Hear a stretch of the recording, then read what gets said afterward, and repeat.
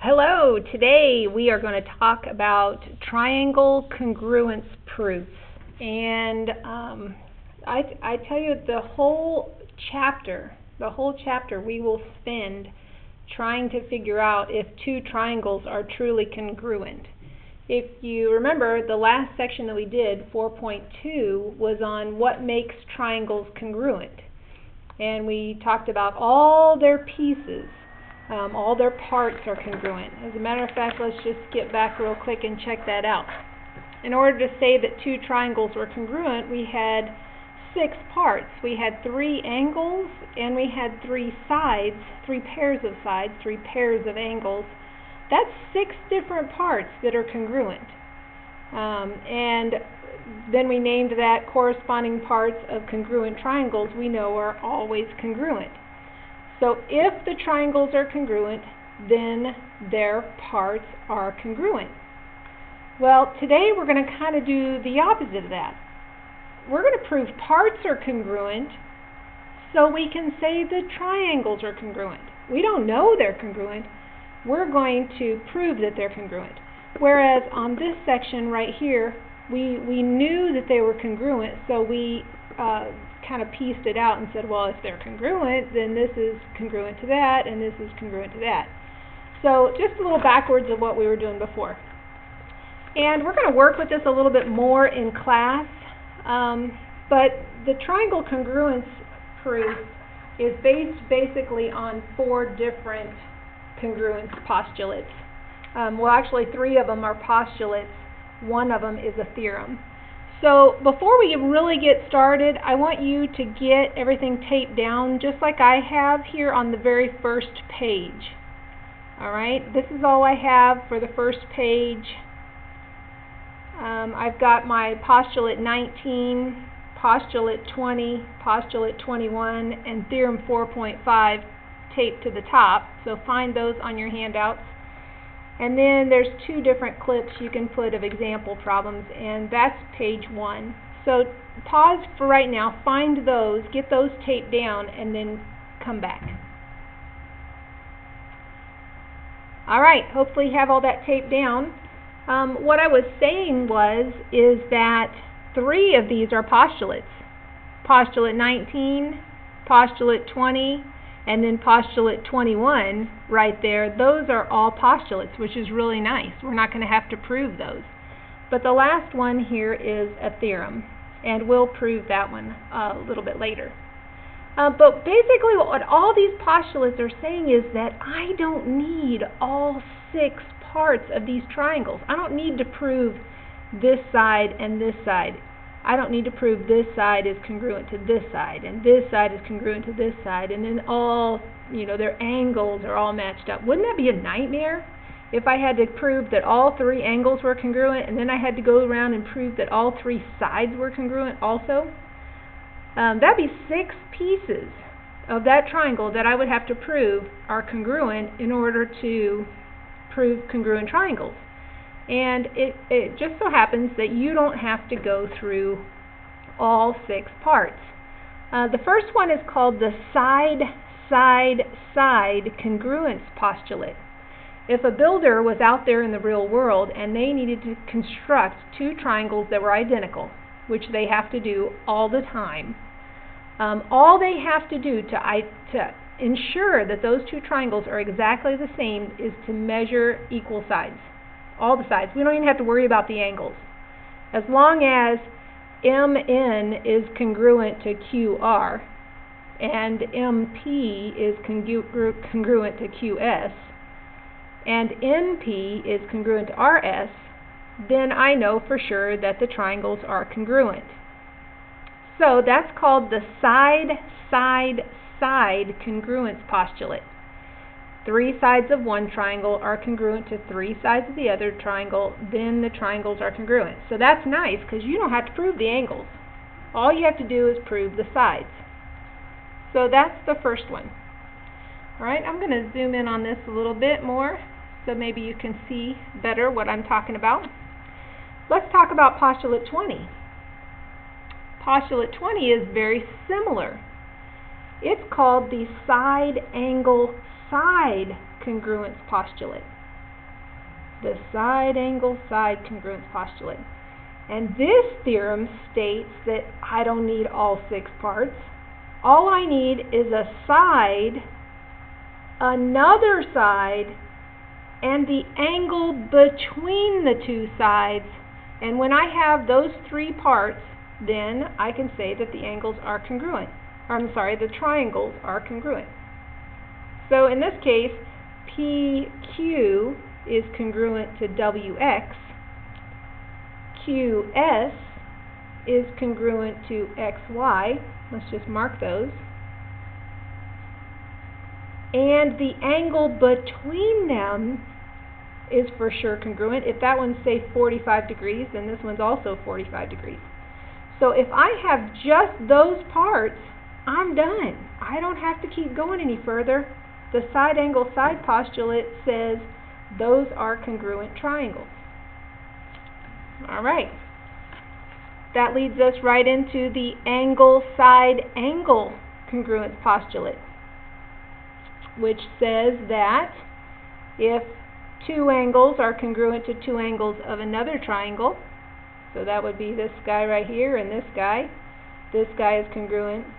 This one is congruent to, A is congruent to D, C is congruent to F. And the side between them, it has to be the included side.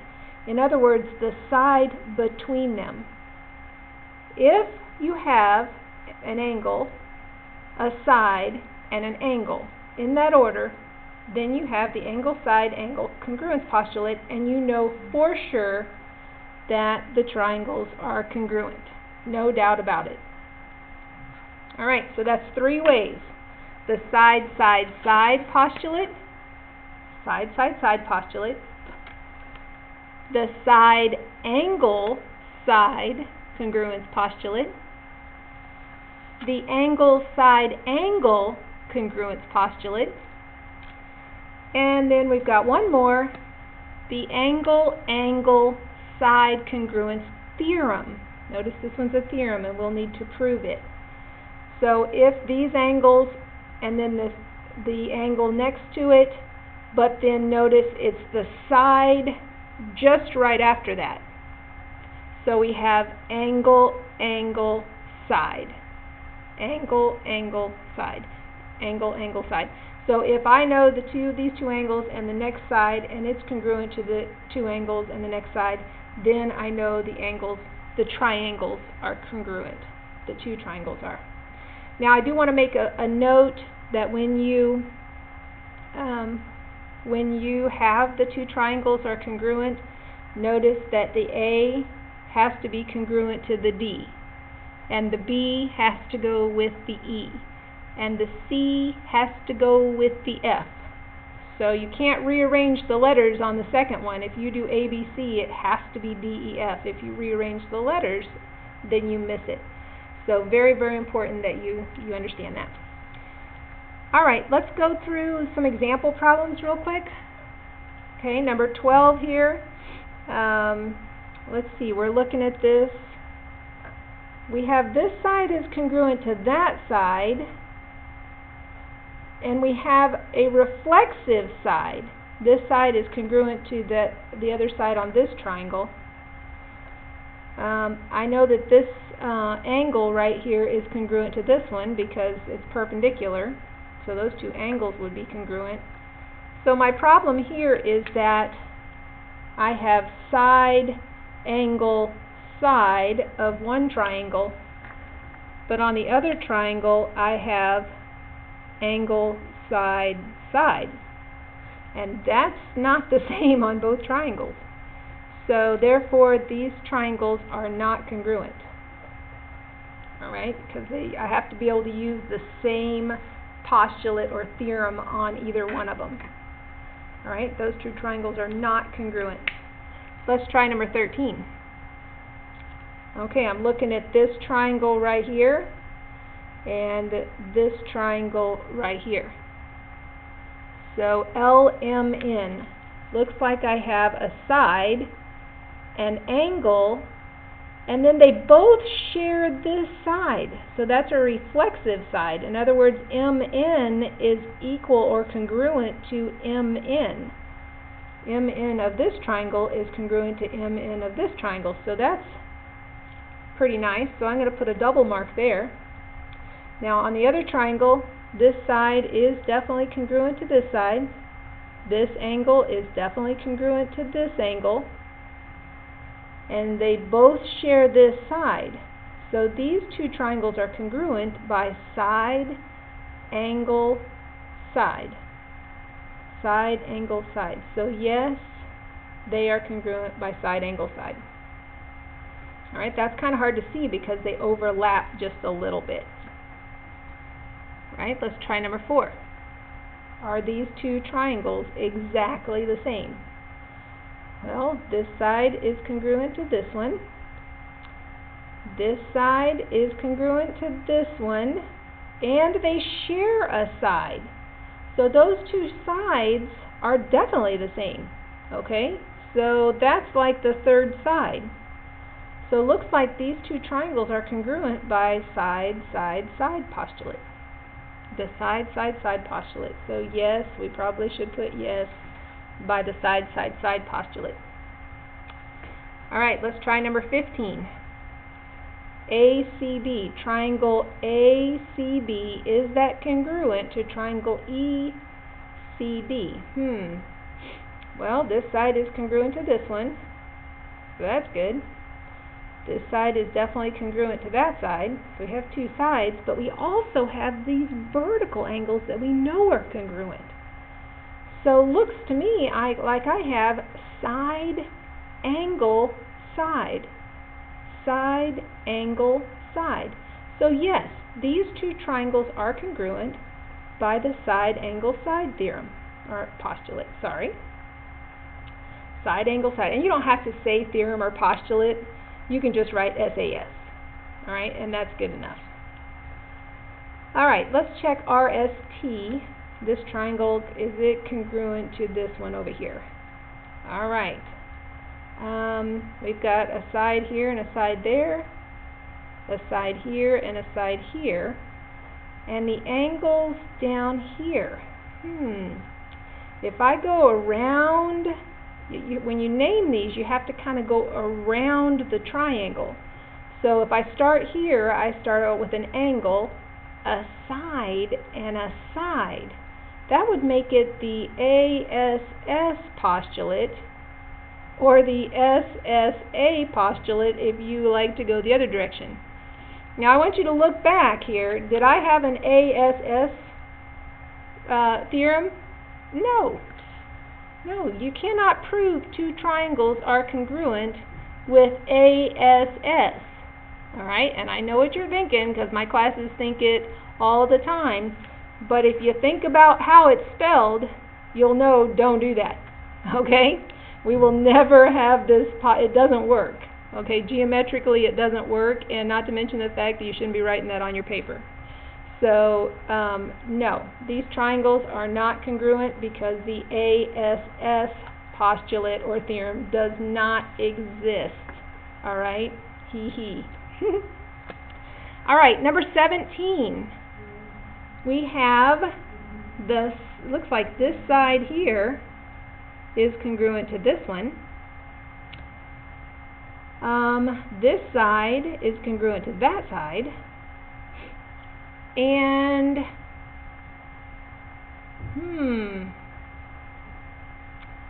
looks like this little side is congruent to this little side. I think we have the side, side, side postulate. Looks to me like everything is congruent. All this side is congruent to this one. This little bitty side is congruent to that one. This side is congruent to that one. I think we have everything. All side, side, side, all the way around. So those would definitely be congruent. Alright, so what I want you to do is I want you to take a minute, pause the video, and try these 12 problems right here. Alright, try these 12 problems, and then when you come to class, we will check those to see how you did.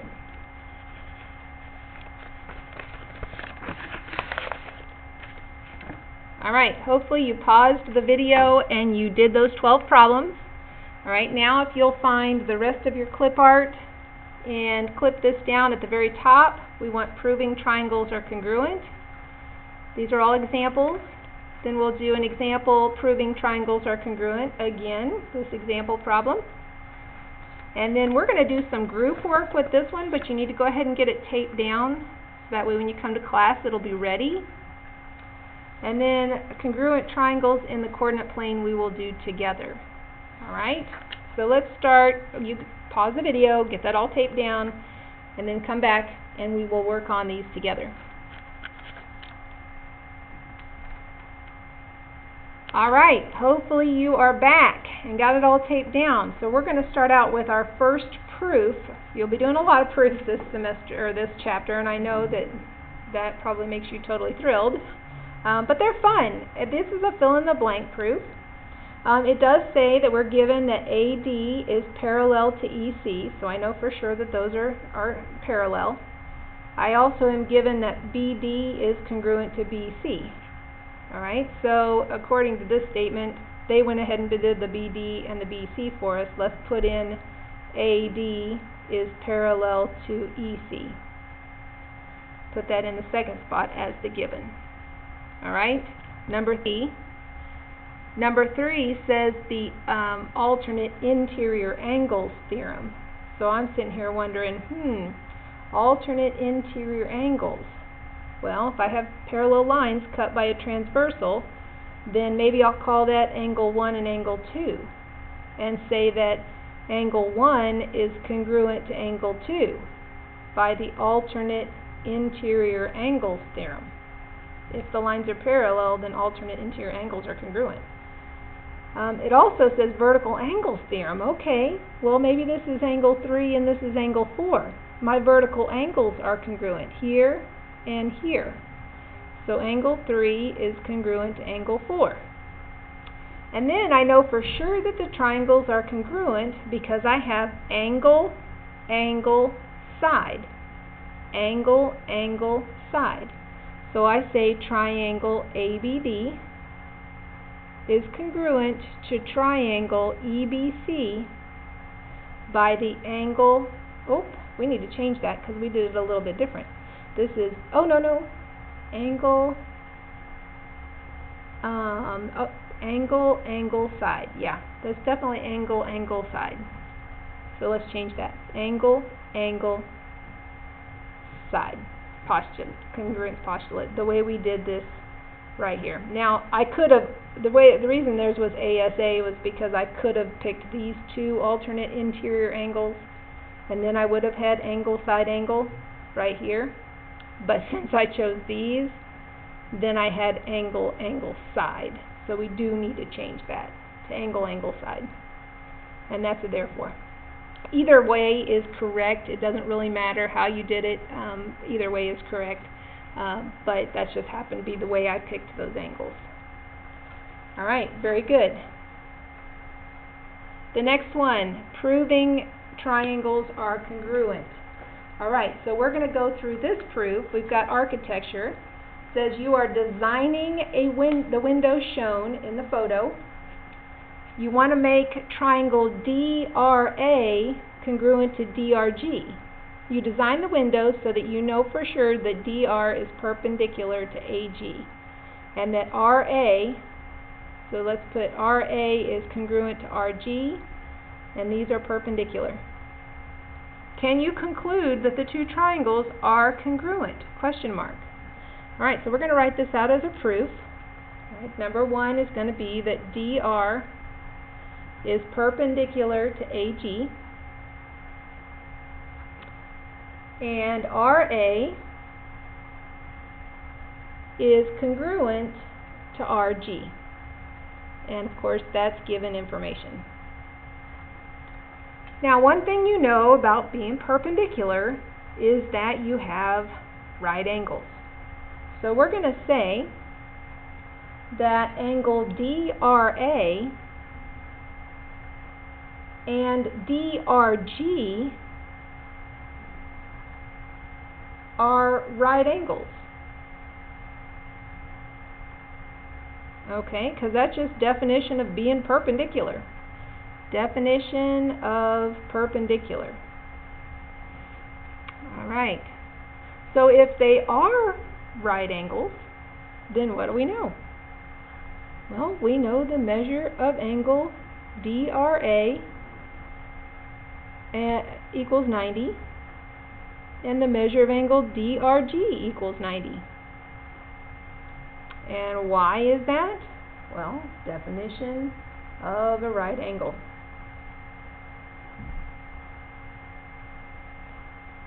Alright, now if they're both 90s, then what do we know? They equal each other.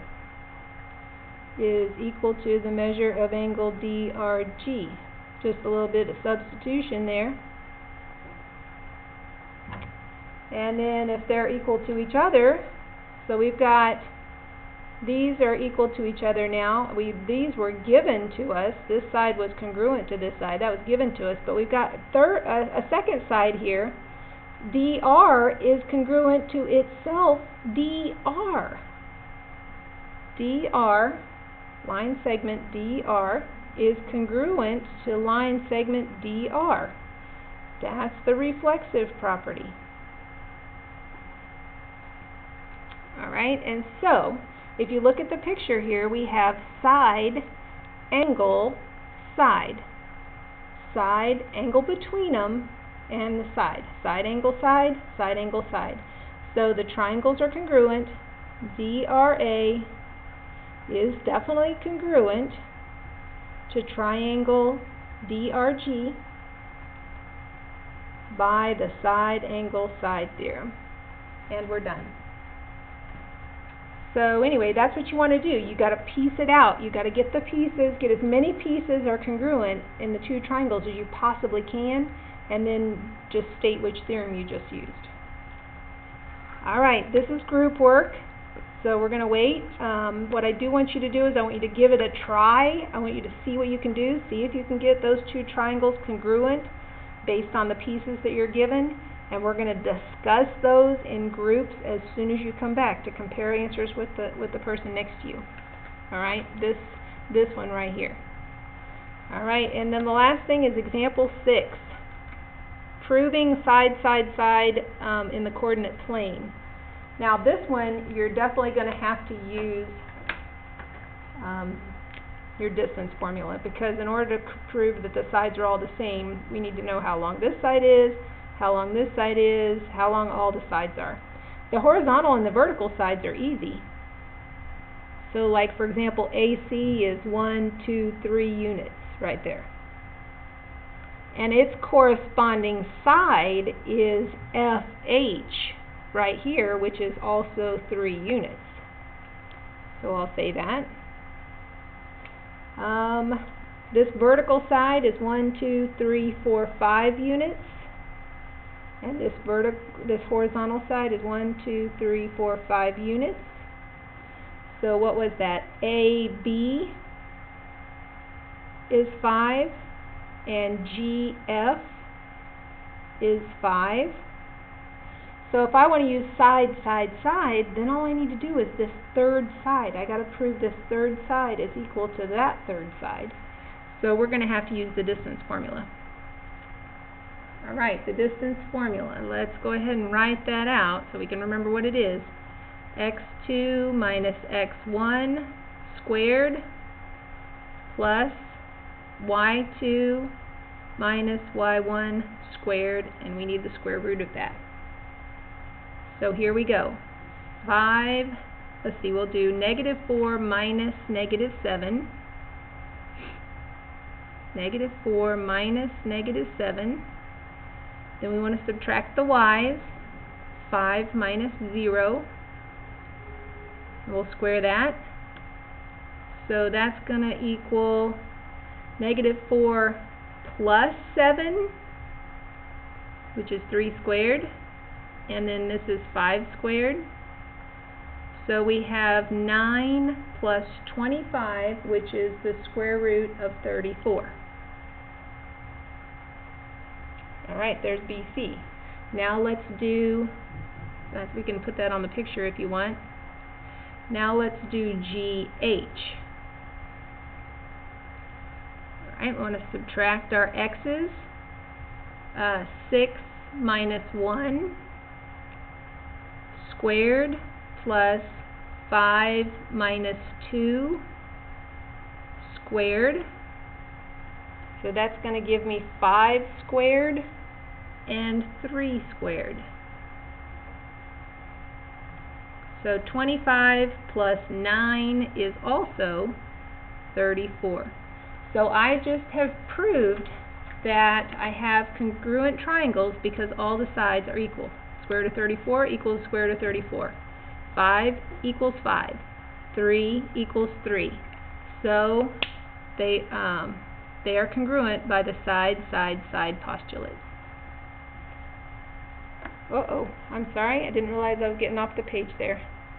Let me go ahead and show that to you so you can see.